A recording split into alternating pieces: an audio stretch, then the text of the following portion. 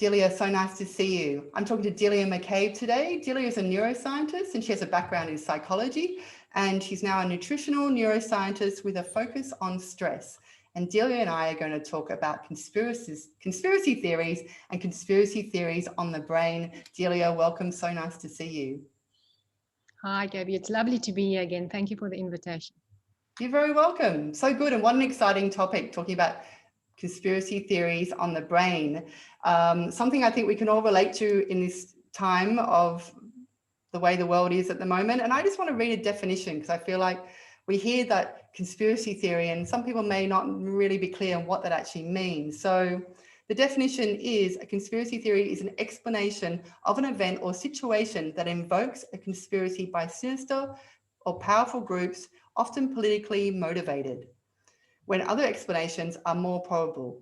The term has a negative connotation, implying that the appeal to a conspiracy is based on prejudice or insufficient evidence.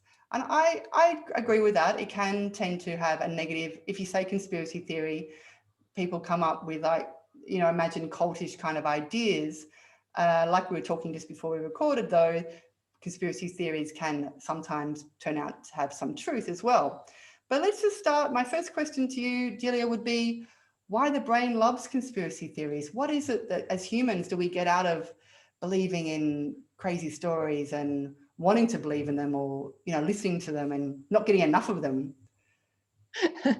That's a great question, Gabby. I think the brain actually is a pattern detection machine.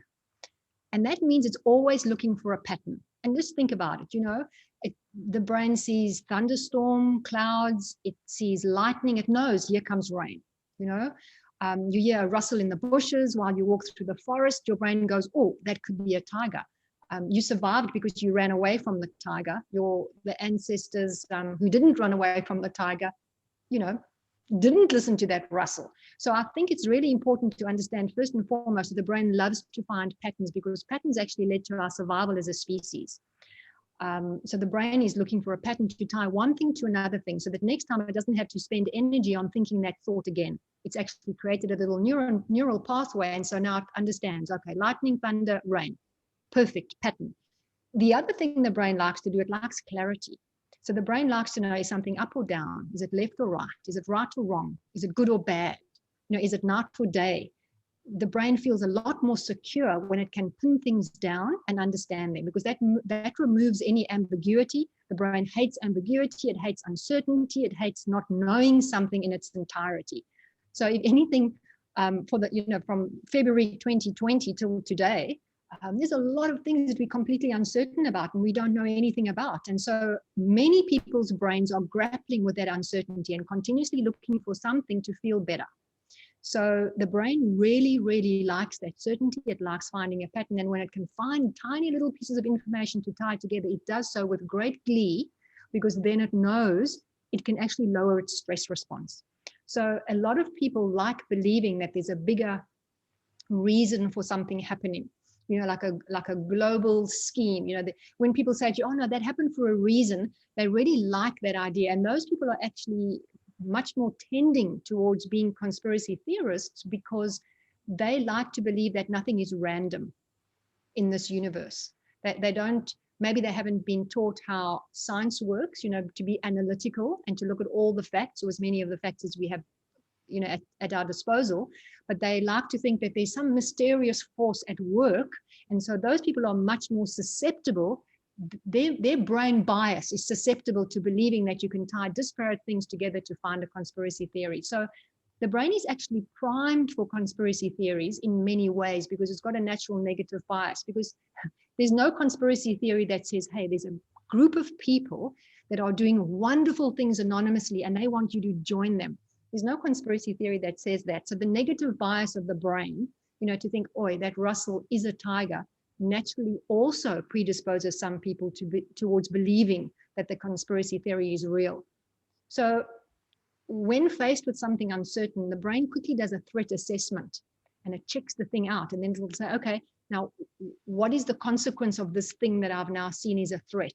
And that's the birthplace of a conspiracy theory, because if you see something as a threat and you're worried about what the future holds, what you can do about it, and someone comes up with a theory that you have some control in that arena, then a lot of people jump onto that and hold onto that because that makes them feel calmer. They feel, okay, now there's some clarity around this complexity. That's really interesting. And there that you're looking for that patterning in the brain. And what part of the brain would that be? Is that fight or flight? Is that the part of the brain that's active in conspiracy theories? The part of the brain that's actually active in conspiracy theories is firstly the limbic system, which is the hypothalamus, pituitary, adrenal axis, will feel a sense of stress. But then what happens, the hippocampus, which is kind of like the brain's memory CEO, will jump in and say, when have we seen something like this before? Now, in the case, for example, of the thunder and the lightning and the rain, the brain will go, okay, yeah, when you see that, it means rain's coming. Okay, there's a storm coming. So that's where the hippocampus steps in.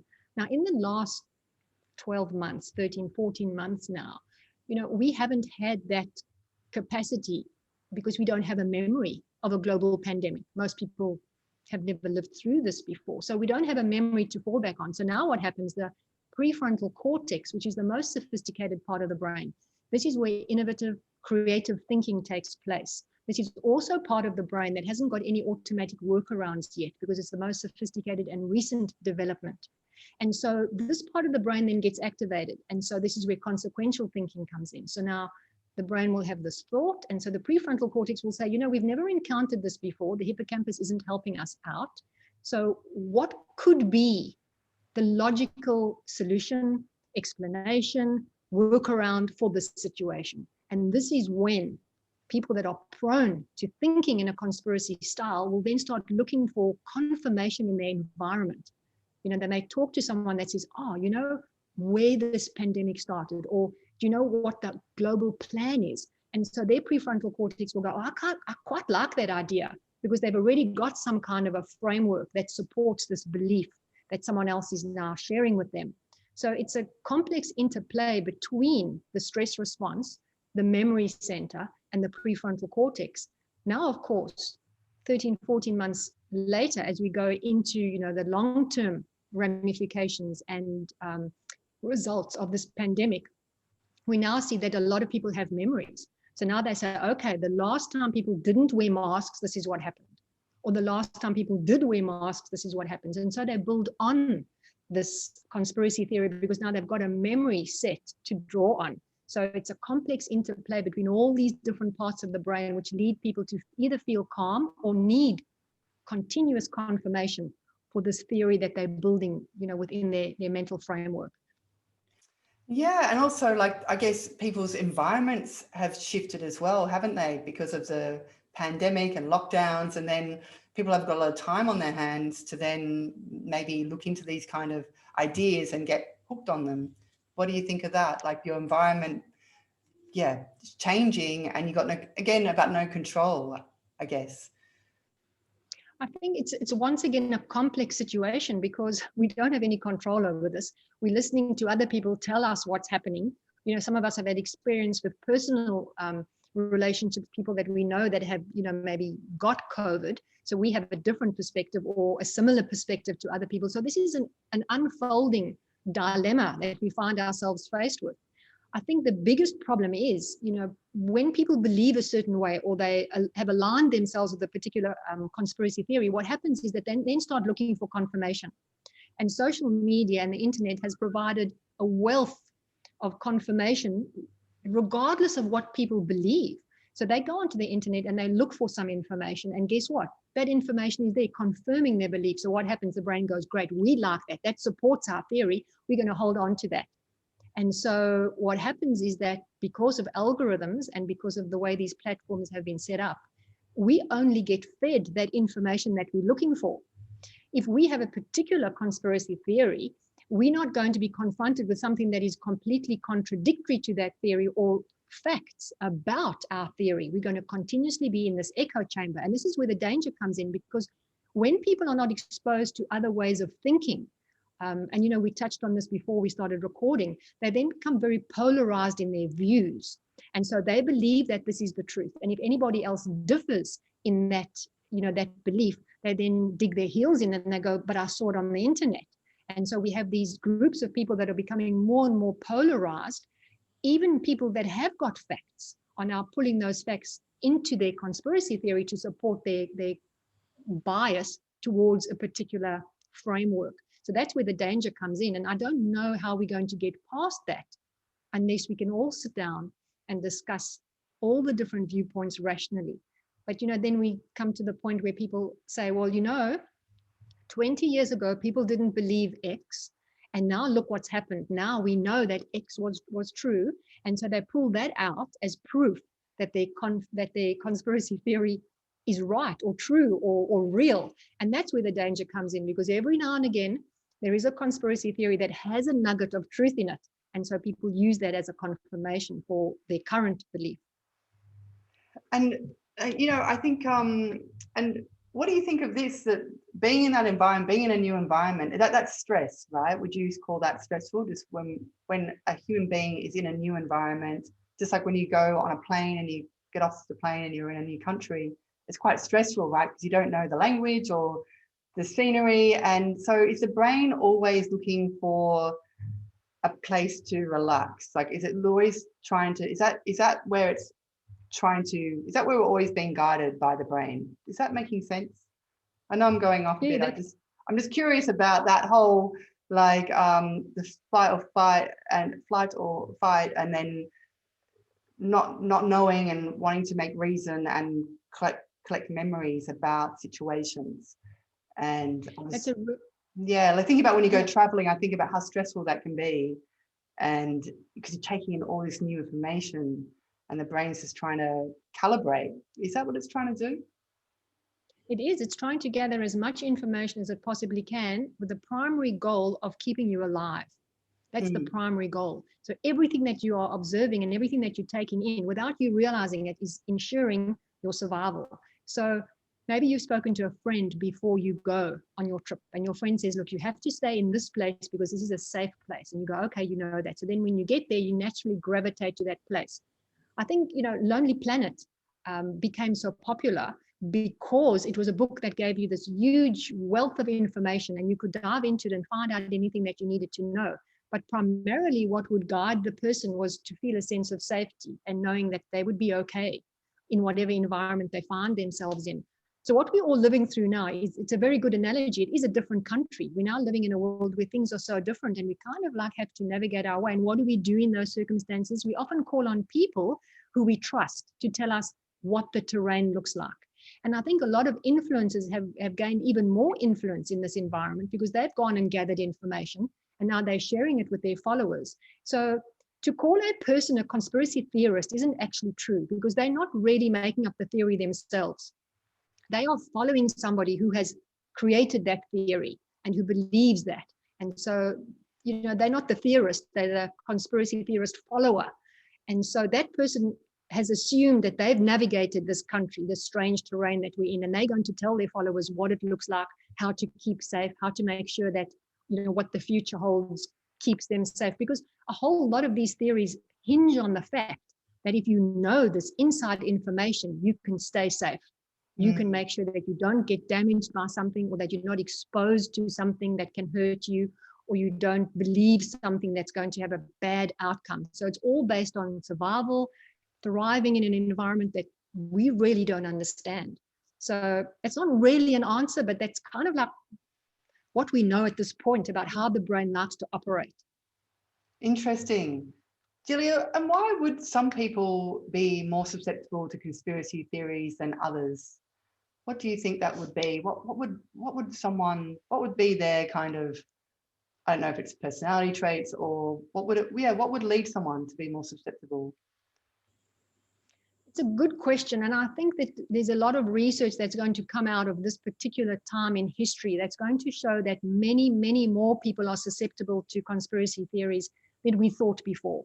Because what researchers thought prior to the pandemic was that there was a certain personality trait or personality traits that leaned more to conspiracy theories. For example, people that see the world as a dangerous place, people that are more susceptible to thinking, in a suspicious way, people that think that life is dangerous and a lot of bad things can happen. those kinds of people seem to gravitate towards conspiracy theories more than people who saw life as an adventure, who saw it as a wonderful experience, who weren't suspicious, and also people who were more analytical in their thinking. But I think this pandemic has taught us that the human brain is much more prone to hold onto a conspiracy theory if it makes it feel better, regardless of your personality quirks. So I think that's the first thing to keep in mind. But another interesting piece of research, which I came across recently, says that people that have got more dopamine in their brain are actually more prone to conspiracy theories, which is interesting because, you know, dopamine is the motivation pleasure neurotransmitter. So there seems to be some kind of correlation between dopamine and believing in a conspiracy. And I don't think they understand exactly how that operates. But there's a third point that I thought was really interesting. And this is another group of researchers have found that conspiracy theories are actually universal and they're culturally widespread.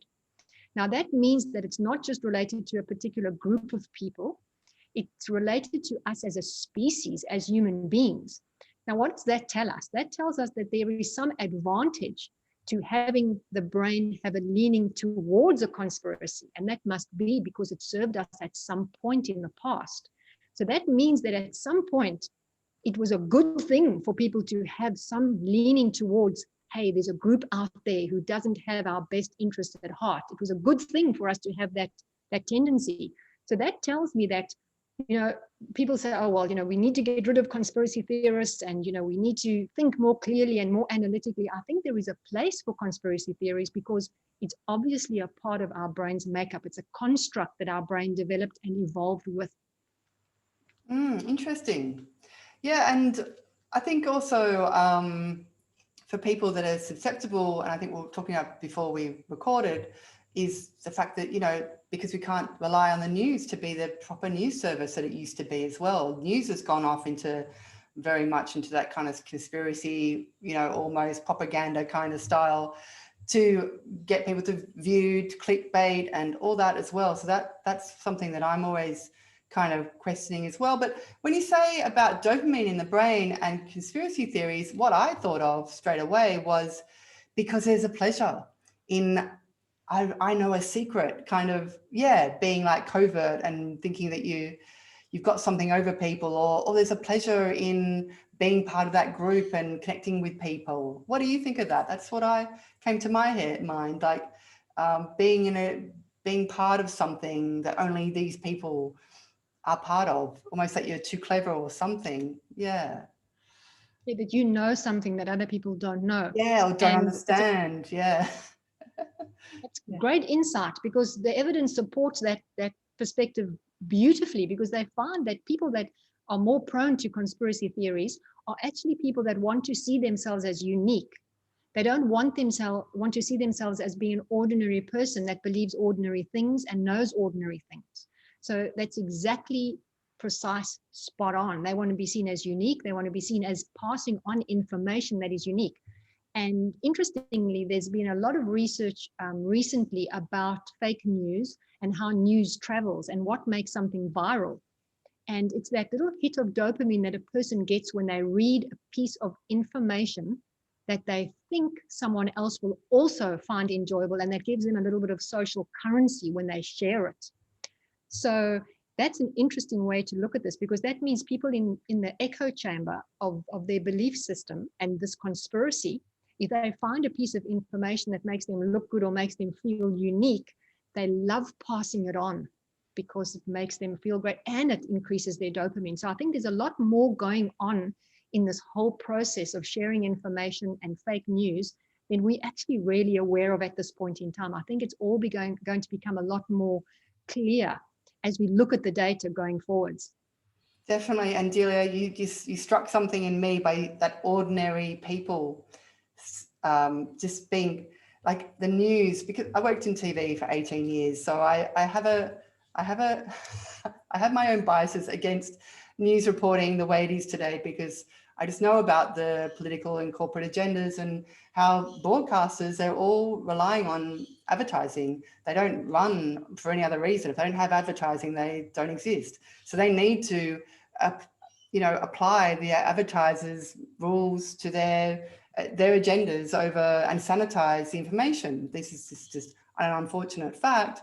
And ordinary people is something that the news always says, and that always gets to me. Like, who are you to say who's ordinary? Like, you know, we're all extraordinary. I know that's probably a little bit I think we all, because we're all individuals and we want to be seen as individuals. And I think that kind of, that sort of hypnosis of ordinary people, that personally bothers me. So I can totally understand people wanting to get into conspiracy theories and be this individual person that may know something over these, you know, news, these talking heads that you see on the news every night, and they're telling you, and it's like, hang on a minute.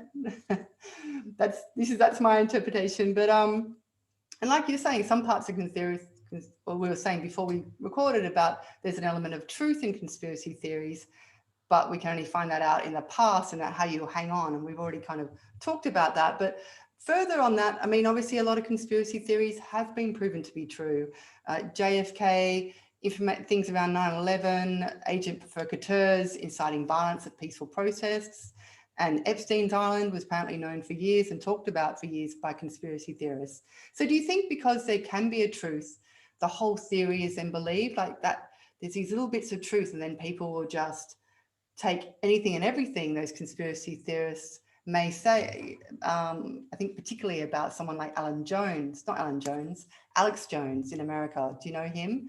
InfoWars, Yes, like obviously he's huge, and he brought up some very good conspiracy theories, but then if you listen to everything he says, and things he said about Sandy Hook were completely not true. And that's a problem too, because then if you get misguided by these people and then believing everything they say.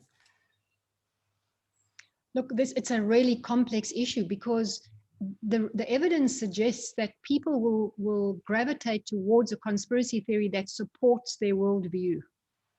And so if you have a worldview, you know, as I mentioned, where the world is a scary place and people are out to get you, then any conspiracy that lines up with that particular worldview, you'll gravitate towards that. Now, unfortunately, in the world, there are unscrupulous people, and there are unscrupulous groups of people, and they are out there to undermine other groups of people. And so when we throw all the conspiracies theories out with the bathwater, we realize that that's not a wise thing to do either. But how to navigate our way through all of this information is really a minefield. I think for people to realize that, you know, if an influencer is telling you how something is, and you really want to believe them, then you need to maybe just do some fact checking yourself if you want to be a truly informed person, because very seldom is anybody right forever. Somebody may be right for a very long period of time about a lot of things, but they may not be right about everything forever. So check those things out, and don't make rash decisions based on somebody else's analysis of the data. Go and do due diligence yourself, because as you correctly pointed out, the news is not the news that it used to be. There's an underlying agenda that runs the news now, and social media platforms are now being guided by groups of people who've got a particular worldview. And if that worldview is now being used to produce the framework for how that platform will operate, it may not be in the best interests of everybody for that to happen. So I think we're sitting in a whole lot of confusion and a whole lot of complexity at the moment, because who's going to regulate news channels? Who's going to regulate these platforms? Who are the people that are going to say, look, this is the right way to do it and this is the wrong way? Because let's face it, if we really get down to basics, even the people that regulate have their own biases. And that's why we need people from a wide variety of world experience to be able to sit together and cooperate and find a way to coordinate all these different worldviews in a way that actually serves everybody. And I don't have a solution to that. All I can point out is the problem, because everything that we do is related to our brain. You know, and this is where people say, oh, well, AI will solve the problem. I sometimes think AI will just get rid of us because we are the problem in many ways. So we actually have to be very open to collaborating and cooperating with people who see the world in a very different way. But I think something else to point out here, and I know we discussed this in a little bit of detail before we started recording, is that I think a lot of people have mistaken opinions and beliefs for facts. And because that has happened, there's a real blurring of lines between, you know, what a fact is and what an opinion and a belief is. And so when people say, you know, this is my truth, of course, that's their experience and that's their opinion and that's how they feel about the world, but it may not be based on facts. And then, of course, we have the discussion about who says what facts. So it's a complex situation and one which I don't see us resolving anytime soon. Yeah, no, and I agree with that. And I think it's just natural for people to want to gravitate, just like you gravitate to a group of friends that you have similar knowledge and beliefs and what you like doing. It's the same kind of thing, just on a larger scale. So it's not, I think it's just more available and more obvious to us now that we have social media, that now we have global media, that everything's just a click away. But also the good part about that is we live in the age of information and we can look up journals and we can read research and we have the access to volumes of information if you want to look it up and look into it. And I think that's what's it's like, it's just the good and the bad, isn't it, on the extremes. But we do have that choice. We can own our minds and our mindset, because all you ever have in your life is your mind. That will determine what you then experience. So you can choose to feed it with knowledge, or you can choose it to, you know, listen to someone that you maybe put them on a pedestal and just believe everything they say. And it just becomes down to those choices. But Delia, just on further on that, because I touched on the media thing since it's one of my favorite topics, but yeah, just that people feel like they're being lied to. I feel like that's a deep level of mistrust. And are our brains always looking, is it logic that we're using to decide on solutions? Like, are people always looking for answers? I know we talked about finding sort of assessing the situation so you don't feel stressed, but does logic always want a solution? Like, are we always wanting an answer, like in our brains? Our brains always looking for answers? Is that different to wanting to assess the situation? It's a good question, and it's a bit complex to answer because the brain is always looking for an answer and for a solution, but not necessarily logic. The brain wants to do something that's going to make it feel happy. So if we have a particular mindset and a particular framework and a particular worldview, when we come across information that supports that framework, we gravitate to it naturally because the brain doesn't want to feel a sense of being unsettled. It doesn't want to have a sense of it doesn't understand something, which is why it really likes dichotomies. So this is the problem, because unless you've been trained in critical thinking, unless you've actually done research under someone who is very knowledgeable about how to get rid of confirmation bias, unless you've actually sat down and looked at statistics and understand how they worked and understand data and different levels of data and different quality of data, you actually don't understand how to think critically. And that is where logic comes in. So a lot of people haven't been trained in thinking logically. You actually have to be trained in that. And they gravitate more to what makes their brain happy and what supports their worldview. And in doing so, they actually negate the logic. They don't want the logic because the logic is going to shift them away from what makes their brain comfortable. And they don't want that. So the people that have been trained in thinking critically are the people that are arguing with the people who are saying X, Y, Z is the truth. Because they're saying, hold on a second, have you thought about this fact and this fact and this fact? And the people that want to believe the conspiracy theory aren't interested in those facts. And this is where we come back to the media and we come back to social media and the internet. If you continuously involved in that echo chamber that is just, reiterating your conspiracy theory and your beliefs and your worldview, you're never exposed to the logic and the facts that the other group of people are analyzing and continuously looking at and updating. So it's kind of like logic versus conspiracy theory, although there is obviously an overlap, which we can see when we look back on the situation and we'll go, oh, that was logical connection between those two, but we couldn't see it at that point in time because we didn't have enough information. And, as we said earlier, the rare times that does happen, people jump onto that. But the point is also, when we look back on those conspiracy theories that turned out to be true, the more elaborate and emotional aspects of those conspiracy theories weren't actually there. There wasn't always a malignant force behind the conspiracy theory. It was just something that evolved over time among people that thought they were doing the best. So it's a complex issue. It's logic versus keeping the brain happy versus a conspiracy theory that you really invested in. Because let's face it, Gabby, you know, if you've believed something for 20, 30 years and you've got to now change your mind and think about something completely differently and admit, hey, you know, I was wrong for that time. It takes a certain personality to do that. It takes someone who's actually really mature and someone who's done a lot of introspection and a lot of fact checking to say, you know, I was wrong about that. And the facts state otherwise. A lot of people are not ready to get to that place. And I think social media and the news is making it more and more difficult for people to get to that place because it keeps on reinforcing what they want to believe. That's so true, Delia. And I feel that so strongly that you really need to look into. I never take anything on face value. I always like to look that little bit further. If I see a headline or read something, I will look further because I know that's not going to be the whole story. And talking about that critical thinking and using your logic. And what's good about having opposing thoughts or listening to people with an opposing argument is it will either make you understand knowledge that they have, or you will then collate more information about your knowledge as well, because they might be blind to what you know.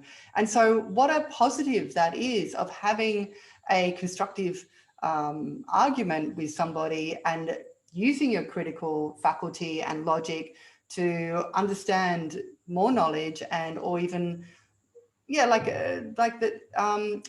negative judgments can actually be positive. Like if someone judges you or criticizes you about what you know, it can push you to then even arm yourself with more knowledge, because you might walk away from an argument and think, hang on, and find more information that actually supports your knowledge. So not to shy away from, I think everyone's afraid of being criticized, and like it's that going to the place where everyone agrees and we agree, even if it's something a bit not a bit crazy. It's we all believe and no one can kind of touch us because we can all just get in it together and enjoy these kind of ways of thinking. But you know, just touching on that, because it's just something I've become aware of, and talking about and I don't know why I got an ad for Amnesty International and Doctors Without Borders. Both have petitions at the moment to waive the TRIPS agreement, the WTO to waive the TRIPS agreement to allow the COVID vaccine to the developing world. And it was started off by South Africa and India, and it's been signed by 100 developing countries, and all the rich countries have opposed it, including Australia. So Amnesty and Doctors Without Borders have these petitions. And I went and looked up information about the TRIPS agreement and to see if there was any news service, global news service reporting on this. There wasn't one story. There was one story in Southeast Asia, and I think on an Indian channel, but there was no CNN, no BBC, no ABC, nobody reporting on this. And it really bothered me, because that's something important. And if it's a global pandemic and the vaccines are for public health, then why wouldn't they waive the patent so they can get to the developing world? So again, it's just these things get into my mind, and you start to go, you know, you're not always told the truth, and that's what frightens me personally. Yeah, my fight against the journalistic levels that we are become accustomed to, just these clickbait, and you know, and let's not tell everyone the whole story. And yeah, that's what I get. Yeah, what do you think of that? I think it's hugely challenging, because a lot of people don't want to go to all the effort of going to dig into the data. They want someone just to tell them that this is the case, and they want to believe that person. And that's one of the reasons people want to do that, is because it takes a lot of cognitive energy to go and dig and find out information. And a lot of people don't have the skills to even know, where would I start, you know, looking for that. So I think, you know, it kind of like brings us down to what people can do practically. I think a lot of the stress and the conspiracy theories and the heightened feeling of stress and overwhelm has led people to feel that they have no control. And I can understand that feeling. I mean, I've been on planet Earth for the last 13, 14 months as well. And I know what it feels like when you just get bombarded with this information. And because of my training, I want to dig deep and I want to understand it. So I know that that sense of overwhelm is huge. But I think when people understand, if they can just focus on what they can control, just focus on that. And slowly your reach grows from there. Because if you're trying to get a sense of what's going on globally and understand it at a very deep level, you're firstly going to be exhausted. And secondly, you're probably going to end up even more confused because there are different ideas within the fields of all these issues that are happening at the moment. So focusing on what we can control in our own backyard may seem like very basic advice and a very basic information and, you know, like a take-home strategy. But I think it's really important to do that, because if you become overwhelmed with all the information that's out there, and as you know, as a journalist, how much there is out there, you can end up feeling like, you know, you just adrift in the sea of information and conspiracy and overwhelm. And that's never going to be a solution to living a fulfilled life and being physically and mentally healthy. It's one of the reasons anxiety and depression has been rising over the last 12 to 13 months, because people are feeling the sense of overwhelm. So just going back to basics, what can I control? Let me focus on that. Gives people a measure of control over their lives, and it just allows their brain to calm down and focus on what they can do, not on what they can't. That's so true. That's great advice. And it's absolutely spot on. You cannot control the conditions of others, and there's 8 billion people. So yeah, it's best to give up on that idea that you can do something about these things. You can only just be, you know, the best friend or the best family member or the best, you know, co-worker that you can be, and always strive to be better at those things and enjoy your life. At the end of the day, you want to be here having a good time, and I think laugh at it as well. Like find the funny in it all too. Find the joy and the amusement and the spectacle, because a lot of it is a spectacle, and a lot of people are just living really good lives. Like, you know, a lot of people are just, majority of people are just, you know, living a good life. I feel that the terror and the horror that is just blasted out by publishers and TV is just overly, that's not true either. Not true that, you know, and showing all that suffering, and it's, yeah, coming back to balance is always my thing. So Delia, is that your key takeaway? That's your advice for conspiracy theorists out there, is to... I think, yeah, that is my advice. I've got to bring food in somewhere, Gabby, because okay, good. I love this. I think the other thing is to make really sure that you're eating in a stress resiliency way, because, you know, we're not going to get rid of the stress of overwhelm. We're obviously going to still be exposed to it, even if we really limit our exposure. And I think we just need to come to terms with the fact that stress is now part of what we're going to have to live with, and it's there. And so if you make yourself stress resilient by the kinds of food you choose to eat, it's a lot easier to make good decisions. You know, it's a lot easier to stop scrolling social media and say, you know what, I need to make a good decision for my overall well-being. So I think eating towards stress resiliency is my take home, as well as control what we can, and that we can control, can't we, what we eat. We can, and we can switch social media off too. There's no have to be there. You can just switch it all off. I've thought about it myself. Did you see The Social Dilemma? That's on Netflix at the moment. I did. Yeah. It's a wonderful show. I've recommended it to so many people because it really shows a different light, and the echo chambers very, very clearly evidenced in that show. It was brilliant. And like Google it, depending where you were, if you Googled something, you'd see something different. I found that, wow, that's, gosh. I know it's too, I think also given our power and control away to social media and Google, because it's such a big part of our lives. So it's like taking that power back as well, taking control of your own life and not giving them all your data and all your information and all your, where you're clicking, and getting them to, they're guiding you, and then it's coming back at you, like you call it, the echo chamber. Yeah. Yeah, I think taking control and just making a decision about how you want to live your life. I think in doing that, that makes us really unique, because the majority of people seem to be unable to do that. And if you can do that, you'll become part of a huge group of people that want to be fulfilled and want to have an optimal wellness physically and mentally, just to be able to say, no, you know what? I'm choosing what I'm exposing my brain to. I think that's a radical act in itself. It certainly is. It is today. It's very radical, isn't it? I'm just going to switch off.